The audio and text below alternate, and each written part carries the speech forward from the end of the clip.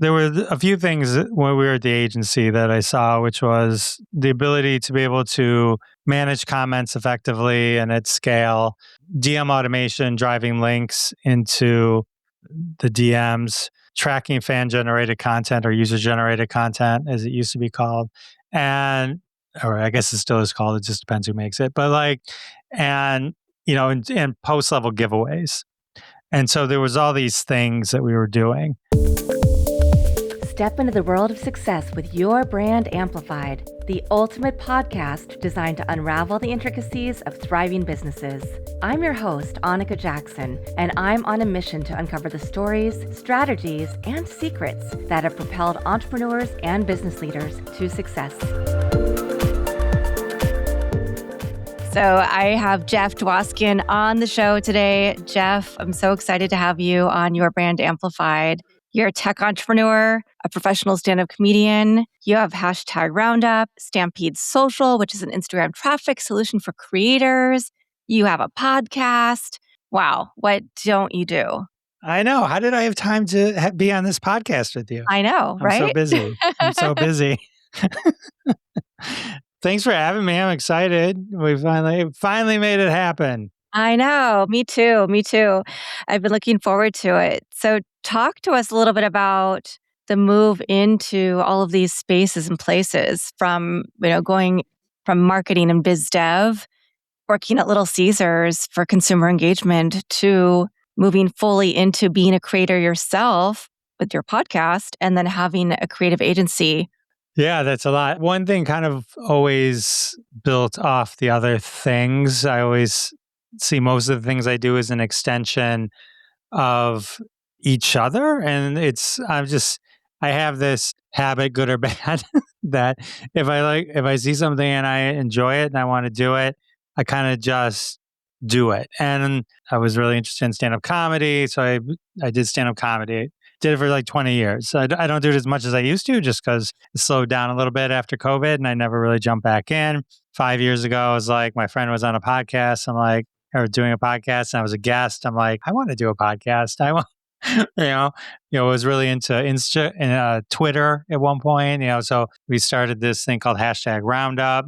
We built an app that evolved into our current company, Stampede Social, where we help creators and influencers and agencies kind of take advantage of Instagram and help drive attribution and automation on social media and track it all. So it all kind of has a little bit of branches into the other thing. And then I'm like, or, lately I'm into Claude Code and coding, but now I'm doing it I started with my podcast website and I just redid the entire front end of Stampede Social. And so kind of reinvented that, so always trying to kind of stay ahead, but also always do what I really love to do. I'm just follow my passion and I just kind of do it. Well, it's worked for you, clearly. Because you've been able to parlay the things that you're really interested and passionate about and that you have a skill set into getting paid for it, which we all want to do, right? Into being able to keep your brand identity, but also reinvent yourself. Yeah, I mean, it's fun. It's exciting, and it helps kind of push the boundaries of things. I was very shy and, doing stand-up comedy was sort of a stretch. But I think stand-up comedy then helped me with the podcast, to be able to talk to people and engage with them. That helped me in business. I always joke Jeff, you don't have any problem talking to the CEO? I'm like, you never did open mic night, in front of 50 drunk people at midnight, on a weekday. There's nothing worse than that. Talking to a CEO, that's easy. There's no level of rejection he can give me that I haven't experienced. So it's so all the kind of things kind of work together in one way or another, or at least I make them do that. Well, yeah. I think one thing that I see is that you were at the early days of the internet as we know it, website development, selling people a solution to a problem that they didn't know that they had yet, right? What's the internet? What's this thing? Why do I need a website? And being really successful at that. So I think that I see a little through line through what you've done with everything else, right? You're providing a solution that people had to wake up to, oh, I need this. You had that foresight, if you will. It's an interesting story. It was a friend of mine was doing something with the internet. Try and picture this, knowing the world that we live in now, but you're in the late 90s, and to find a website, you would literally buy a book, like a Yellow Pages type book, and that listed all the websites in it, right? So it would go out of date as quick as you could get it, but that was sort of like the early evolution of this. And we were going to companies like Blue Cross Blue Shield of Michigan and things like that. And like, hey, website. What's that? Well, it's kind of like a newsletter online. I mean, like it's like trying to explain to them because this is in the days where it was a gray background. It was very, very basic. And like you said, it was like nobody knew what it was. And I remember going to Barnes and Noble when they had locations, and there were two books on HTML. I'm a graphic designer. That's one of my early things. And so I grabbed the book and I learned how to make web pages. And I happen to have this thing called Corel Draw that could make GIFs or GIFs. And that's what you needed to make a web page. So I knew my friend was into the internet. So I created this thing and I'm like, hey, I can do web pages, And so that's sort of how it started. We ended up getting some local press, and then a company in California took interest in us, and we ended up selling the company to them because everybody they were calling, they're like, oh, we work with Online Marketing Company. That was the name of our company. Very clever, but on the nose. But back then you kind of had to be. Yeah. Nowadays you have a crazy name for a company or something. Back then I was like, Online Marketing Company. What do you do? Online marketing. So it's like, yeah. But yeah, so that's sort of where it all kind of started. So. And at the same time, you were also pursuing stand-up comedy, and you'd gone from shy kid to successful tech entrepreneur who also decided you needed a hobby. Well, it became more than a hobby, obviously, but well, I kind of say how like all these things kind of tie together. One of the companies that we did the website for was Mark Ridley's Comedy Castle, a local comedy club. And so when we were doing that, I realized, oh, they have comedy classes there. And I was always quiet, but I was always the funny guy. Like we'd be sitting there and I'd be making a comment or something like that. Or I could get up and I could make people laugh. I knew I was funny, right? Or I had to put, and so when we did this, everyone's like, you should do that. You should take that class. And I'm like, yeah, I should. But the only reason I knew about it is because we did their website. Otherwise, and so I did that. And then, for 20 years, it became quite an obsession. I only slowed down because of when COVID, and then all of a sudden there was like 500 comedians in Michigan when COVID ended, so it was like, it was hard to kind of just, fight for those spots. And so I kind of ended up, the podcast was starting and to pick up a little bit. And it was like, there's only so much time, to do stuff. And so I ended up kind of shifting. And it's like, the podcast is my thing. I don't need to, to go leave with the fam for weekends at a time to do stand up. I can do my own thing and enjoy it a little bit more. And that was the podcast. So. Yeah. Well, on the podcast, Classic Conversations, talk to us about that and how does it fit into your business? It does not in any way fit into my business. I mean, you can see my background. I have photos, 8x10s. And so like one of my kind of things is I've always loved going to Comic-Cons. And like I love meeting celebrities and getting their 8x10, the signatures or a photo with them and stuff like that. And so when I started the podcast, there was somebody that I knew that introduced me to a couple folks early on that were in the celebrity genre. And so all of a sudden I was like, wait a minute, these people will talk to me? And and I was like, okay. And so I was like, this is amazing. And the timing was kind of good in the sense that, well, not for some, but like COVID hit. So everyone's home. And I mean, they're not working. Nobody's working, right? So I'm reaching out. And so, of course I'll tell you. I mean, they were plenty of people more than eager to have conversations. And so that just started. And then by the time you've done 100, what I realize is when you have a list, people react to the list as well. So it just, now I have hundreds, people will come on the show and they'll be like, oh, I know many of your past guests, you know what I mean? And so it's but it's an instant kind of bond. And so it was just so amazing to me. And it's kind of cool too, because sometimes those people that are on my podcast will come to the local Comic Con and I get to meet them in person, which is kind of cool. And so, yeah, it's one of those things where, when you talk about pod fade, I mean, I haven't pod faded, that's when people quit after 7 episodes or so, but for those listening, but this was something that I just love doing. I love doing it. And for some reason I love editing. I do the whole thing myself, everything. I get my guests. I mean, I wish I had help, but part of it is, to me, it's all part of this whole creative thing. And so it's I really, really enjoy it. And it's just awesome to be able, I just talked to the crew of the Love Boat. That was a big deal for me. It's and people started reaching out to me and I was like, hey, would you like to have this person on your podcast? And they're not little, they're people. I mean, people know. And it's yeah, this is awesome. It's so yeah, so it's pretty cool. Yeah.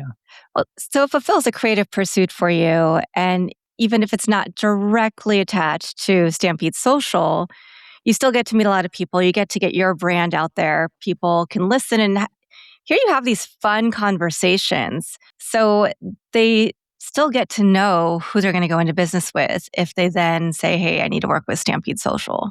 Yeah, I mean, I probably should start a business podcast. I mean, I've got all the equipment and all the stuff. I don't know why I haven't. I look at podcasting as sort of kind of my hobby, the thing that I really enjoy. People go golfing, they do the podcast say, I love, say, I talked to the Bionic Woman. I mean, it's my kids don't know anybody who was on my podcast, but depending on, people always say, who's the most famous person you've talked to? And I'm like, well, it depends on you. Because, it's you may not know even half the people on, and then there's some that you do, or a show that you watch because you watched it with your parents or something like that. I mean, just to give context, I say that my guests were extremely famous when they were famous, right? So, and some of them are from the 60s, the 70s. So if I'm lucky, 90s. But it's all good, but that's what I like. These are the things I grew up on. So it's really cool to me. I'll tell you what the really coolest thing is. Sounds a little morbid, but I think you'll understand what I'm saying, is when my guests die because they're older, but my podcast gets referenced in their obits in the thing. And it's well, hey, when he was on they'll say the Jeff Dwoskin show or something like that. To me, that's oh, that's really cool that I captured a conversation that, that he'll be remembered for, and that other people are going to now be able to experience as they remember that person too. And so it's I know it sounds a little morbid, but it's kind of cool. It kind of shows that what we're doing is there forever, and it's an imprint, and it can have lasting value, So to me, that was kind of cool. Yeah. And let's talk about lasting value when it comes to social, because we know social can be fleeting. Let's start with your story with #Roundup, because that was, again, something that you were interested in. And that was the precursor, right, to Stampede Social and figuring out how to solve problems for creators. So #Roundup, I was really big on Twitter because of the comedy. And someone's like, oh, you should... I used to be the funny guy on Facebook, and then someone's like, you really should go on Twitter. And so I was like, because that's where you'll get noticed. And it's interesting because I had a run where every publication you can think of published my tweets. Nowadays it's TikToks, but not my TikToks, but in my day, if the press was doing something or people were doing a newscast, they pulled from Twitter. They read people's tweets. I mean, there isn't a magazine or news thing that you can say that I probably wasn't featured in at one point. It was crazy. Because, I was just, my humor translated well, and I kind of mastered the art of Twitter in terms of that. And so one day when I was tweeting, I noticed these things called hashtag games. Jimmy Fallon does them on the Tonight Show occasionally, or at least he used to, like hashtag marriage in 4 words or something like that, or hashtag change a letter of a song or something, whatever it is, wordplay games. And so I kind of got obsessed with them. And I realized there was a community on there. And so I started to become part of that community. Then we actually built up a community called hashtag Roundup. And we had over, I think 30,000 between the two accounts we had close to 70,000 people. And my background in the web, I was a web developer.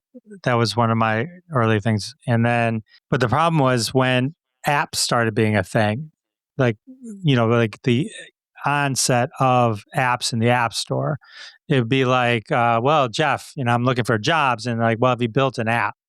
I'm like, no, I haven't built an app, but I was part of the Daimler One Chrysler launch. We've done $1 million web applications, but have you done an app? And I'm like, no, I have not. And so here's another example in my career. So I'm like, all right, I paid to build an app. And I built an app for hashtag Roundup. And it was a whole community-based thing. And it basically sent notifications to your phone when a game would start. What I would get frustrated with is I wasn't always on Twitter, so I would miss a lot of these games. And I really enjoyed playing them.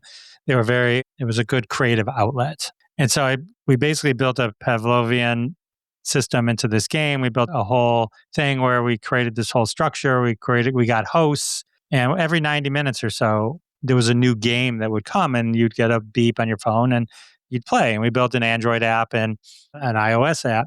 And that's how I parlayed my job at Little Caesars, because they were in the early stages of their app. And so I was like, oh, I have app experience, so I had to do that. And so I ended up going there and bringing them into the world of e-commerce. And then from there, while I was there, they recognized some of my background in social media. And I actually moved, first IT guy ever to move from IT to marketing. And so I ended up being there, and I was in charge of the Super Bowl. We did, the war room at the Super Bowl, and we had our first ad at the Super Bowl, and I was doing influencer campaigns with Jason Derulo and David Dobrik and a bunch of other huge names. And so it was really cool. So I started to see some of the other sides of influencers and working with influencers and doing influencer campaigns, and specifically on Instagram, some of the shortfalls where you can put things in motion, but it was really difficult to manage or measure things on Instagram.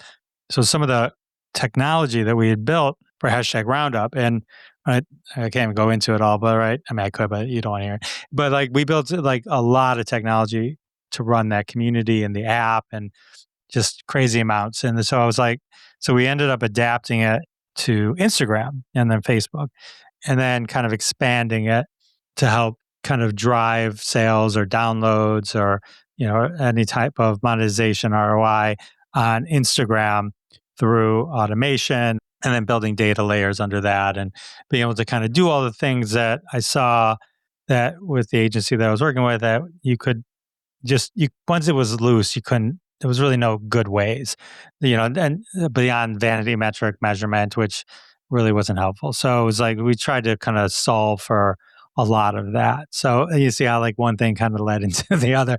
So when people are like, how old's your company? I was it's a hard answer because it evolved so long that what it is now is technically, but in reality, it's through the hard pivots, we kind of made some real big changes. So. And then, the latest is just learning code, kind of just AI is the latest thing you have to have a kind of a grasp on. So I just posted today, I was because the problem with AI, and I'm not talking about AI, give me ideas for a blog, not like that. And Claude Code, literally application building. And the problem with applications and the dream of hey, I just typed in, when you hear the vibe code, hey, I just said, find me a bathroom, and then it made me find me the bathroom app or whatever, when you're traveling. And it's okay, but now try to do the second version of that app. Anyone can, right? It's like it was the iteration thing that you had to like kind of understand how to build the foundation of these things and build it. So the first thing I did was I redid my website. I for my podcast actually is because I had to redo the Stampede Social front end. I needed to practice on something, so I hated my WordPress theme. So I'm like, hey, AI, can I make my own WordPress and like the theme? And they're like, yeah, you can do that. That's just a file, dude. And I'm like, oh, okay, we're doing this. And so I looked at every other website out there and like took everything that I love from all of them and my own ideas and just said, here, let's do this. And I made my own theme. I did my own thing and like really cool stuff. And like, I mean, to me, most of it, when you look at it, it's like, okay, it's like, but you don't understand it. It's doing all these things. And it's like, and then I redid the entire front end of our website, or our, not our website, our actual application that we're about to roll out. And so it's been kind of amazing what you can do, with the power that's in the hands of us now with all these things. So I'm looking forward to the next evolution of that because I think it's going to be really, really cool.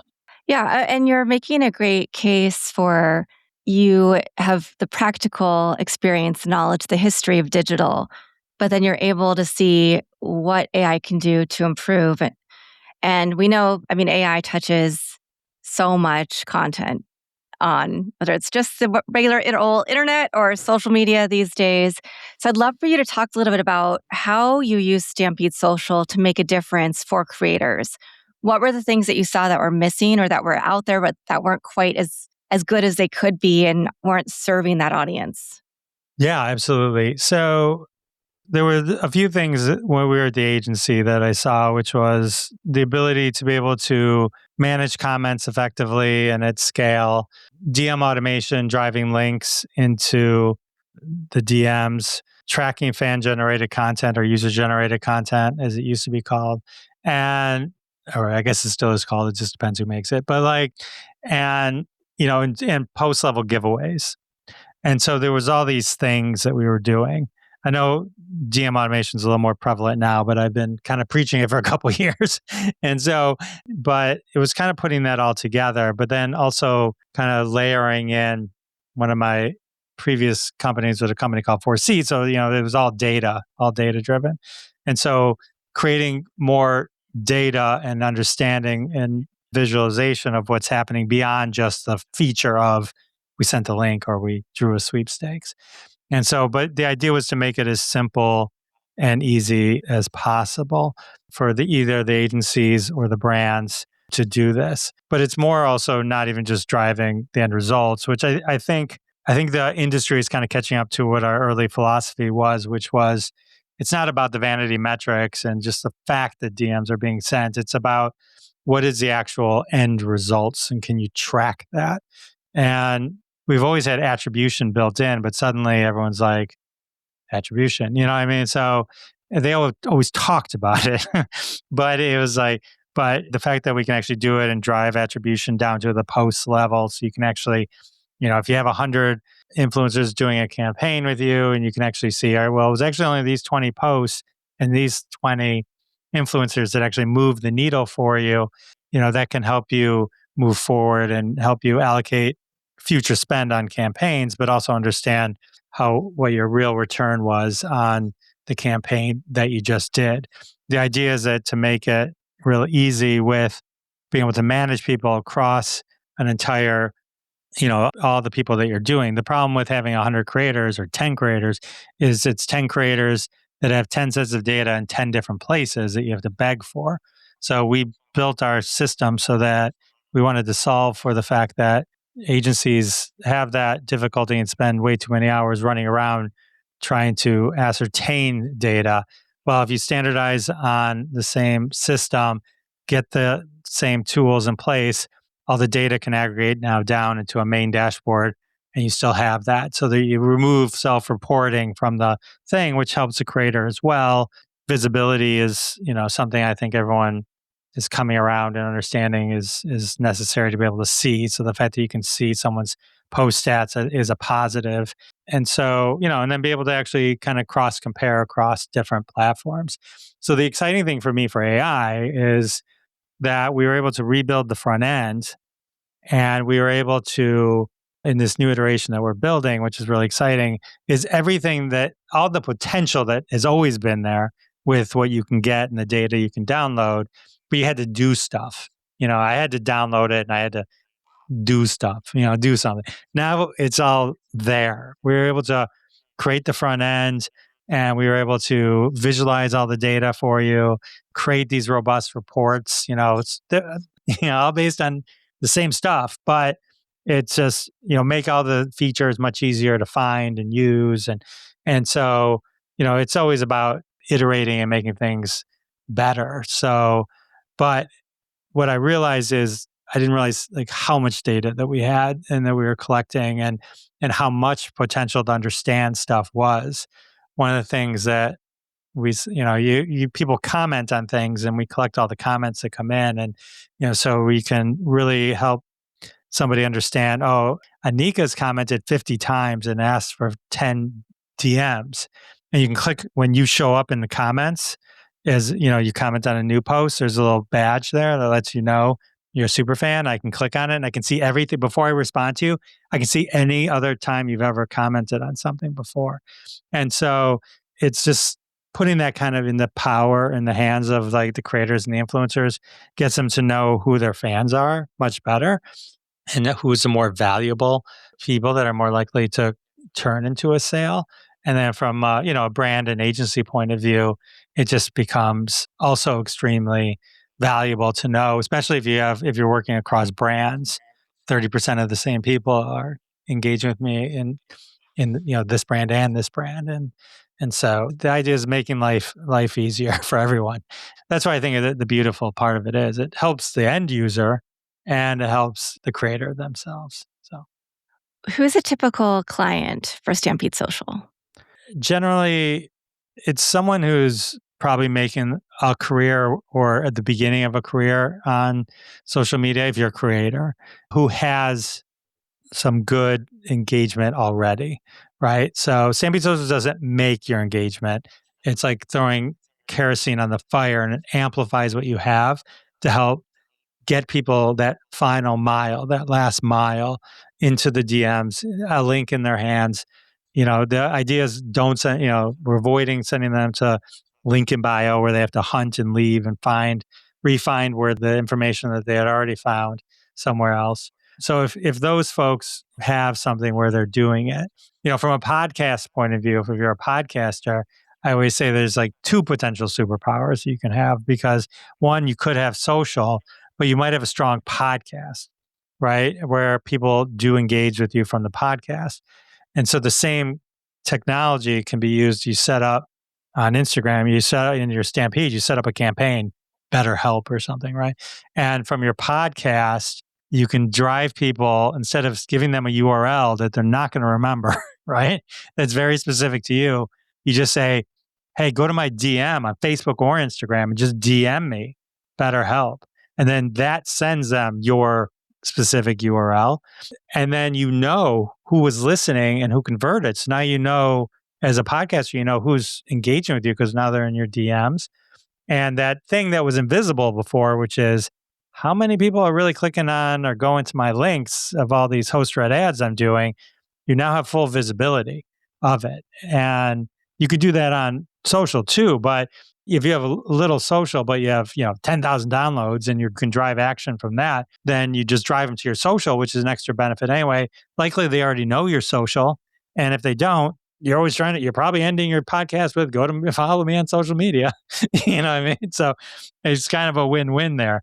And so there's all these different ways that creators can engage that way. So Yeah. No, I appreciate that. And I love the example that you just gave, because it really shows, whether you're a podcaster or a creator, whatever your bigger avenues are, you can still drive traffic to your Insta, your Facebook, to other places where there are still a lot of active participants who are probably looking for your kind of content. And so you're able to make that better connection between your current audience and potential new audience members as well. Yeah, absolutely. And then, kind of monitoring all the different socials at once and kind of see, is TikTok popping more than, or is YouTube popping, that kind of thing as well. So those are other ways that we help creators is they can pull in all those post stats and then run scorecards across all their platforms, see how stuff is doing. It's exciting. I mean, I enjoy it because a creator at heart, I'm not, and so enjoy making this and doing things and helping people kind of, yeah, it's nice. It's nice. So, And that's, I mean, we're seeing people want more personalization, even when it's that connection through social media. So I'd love for you to talk a little bit about where you see Stampede Social going next, because you did also mention that you're solving an issue, but now other people, other companies are starting to wake up to that same idea and perhaps try to compete with you on different levels. So where do you see the industry going? Where do you see Stampede Social going in your quest to help creators? yeah, absolutely. We're always, kind of looking. We've been early pivoting for a while, what I mean? So the fact that we've expanded beyond just DM automation to help with a variety of different things, we've created connections to Etsy, YouTube, TikTok, and Threads, so you can really see your full thing, which normally you would have to spend a lot of money on for very expensive programs to really kind of tap into that. So, being able to give your social power and leverage your social power is something that we're really kind of focused on. And then as we kind of move forward, we're constantly putting in more data that you can kind of understand your whole thing. Because ultimately, data is king. But the problem with data, and one of the things we're trying to do really well, is make it so that the data is just there. So meaning like you go in and like it's already done the analysis for you. You can dive in and fine tune some of the stuff. I don't. It's the concept of talk to the data, but with honed in things. Because if you're talking to just to say talk to the data, you still need to know what to ask it. So we've been kind of building all these really cool reports that kind of say, here's your top fans, here's who is engaging with you the most, here's your demographics that you can see. So really some of the things that are buried in a million different places, a million different ways, and kind of making it just real easy. Because when you're ultimately talking to someone and they're like, well, you only have 500 downloads on an episode. And you can say, well, but I have across my other platforms, I've got 50,000 whatever a week, so I come to the table. That's always sort of been especially with the podcast thing is like, when you're talking about a small podcast, you can have a large podcast and a small social. You can have a large social and a small podcast. They don't necessarily translate to each other, but they can leverage off each other. And so when people are talking about monetization or looking for ways to get sponsors or for their podcast, for example, it's like to be able to accurately have a pulse on how you're doing socially in general beyond the downloads. It's all more than that. It's more than just downloads. So that's part of what we've been kind of building towards and trying to help those that want to leverage. At some point, everyone will come around to the data thing eventually. It's just, making it easy to understand it is the key. And that's sort of how I come at it. Amazing. Well, it sounds like there's a lot for us to dive into and look at. I like the fact that you've been able to consolidate things into one space so people can really get a true sense of where they are. And you mentioned something that I don't think should be overlooked or understated, which is that if you're a creator on one platform, you may not have as big of an audience, but you might have a really engaged audience on other platforms. And so, like you said, yes, the metrics are important, the downloads, the vanity metrics, but what's even more important is all that information that you're able to help clients aggregate so that they can get the full picture, see where they're performing best. Maybe if they're testing out things on different platforms, they can say, okay, this tested really well here. Let me see if it tests this well over here. So it's a very exciting way to look at our brands as full brands and not just brands as a podcaster or an Instagram influencer or a TikToker or a YouTube creator or whatever the case may be. Exactly. Yeah, you got it. So I love having conversations with you, Jeff. And I would love to see if you have one piece of advice for people on their creative pursuits going into this year, what would that be? Oh, piece of advice. The thing that makes me so mad about social media is specifically Instagram, even though that's the one closest to me, is the way these platforms try to convince creators to create and be creative how they want them to be creative to work for their algorithm. And I'm like, be you, don't play to the algorithm. I mean, you know what I mean? Understand it and all that kind of stuff. But carousels your thing. And they're like, we like stories now. Well, they're not going to in a month, they're going to switch back. So I mean, like, don't go chasing their tail. You know what I mean? It's like, do what you do and be creative for the reasons that you're creative. Because even if there's a blip where something might detract because they've decided something else, they always come back. They always come back. There's a reason people are like, hey, Instagram, just be Instagram again.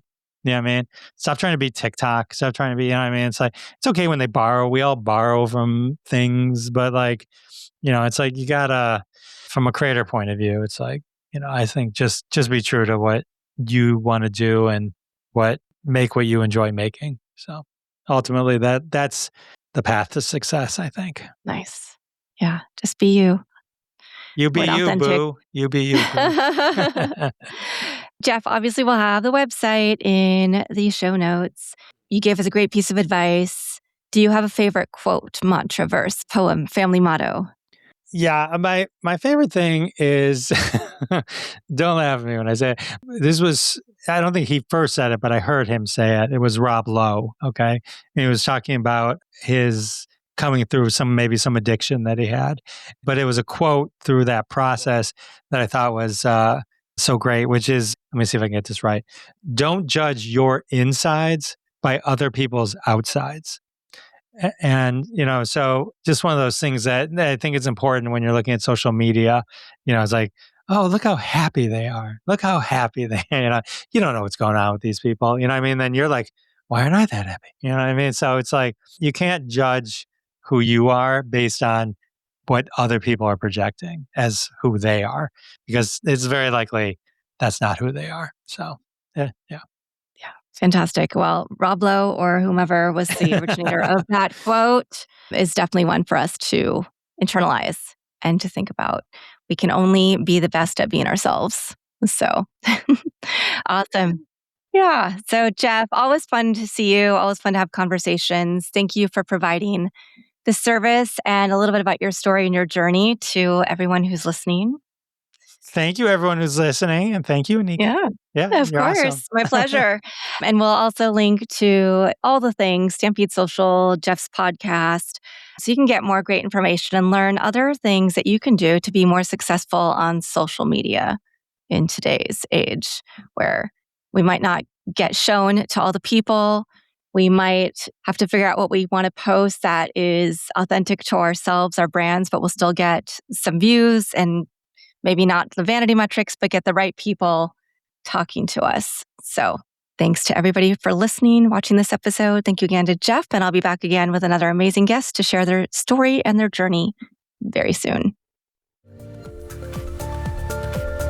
Thanks for listening or watching to this episode of Your Brand Amplified. Don't forget to leave us a rating or review on your favorite podcast listening platform. And if you want to learn more, check us out at yourbrandamplified.com.